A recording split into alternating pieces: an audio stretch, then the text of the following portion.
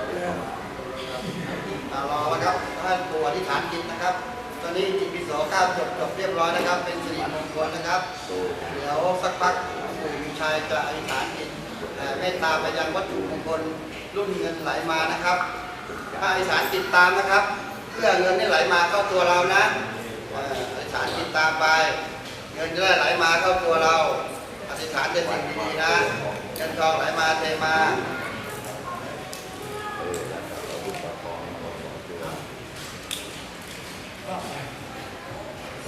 แล้วก็ว่าบัวอธิษฐานเพื่อลูกประคองที่เอาเพื่อลูกประคองเยี่ยมทุกตาทุกตานามังวะมะระบายุตัสสะวันวะรัตตังวะหิวะติทังวะธัมมาปัตตังวะอิหิอาคันเทยะอิปุรุนานามาเวนะอิปุริตังนาคาตังเต็มเต็มเต็มเต็มเต็มถุงเต็มถุง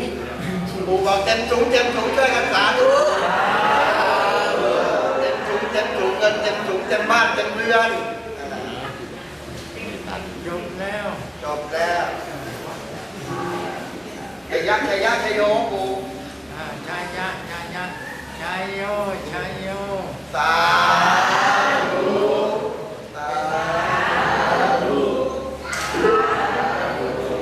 เป็นมหาเศรษฐีวันเชิญ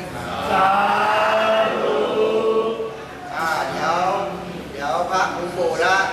พระจะให้พรนะตั้งจิตตั้งใจรับพรจากคุณปู่หลวงพ่อนะเชิญ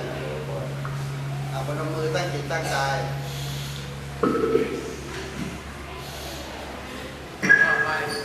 ครับเดี๋ยวนิมนต์คุณปู่ให้พรญาติโยมครับ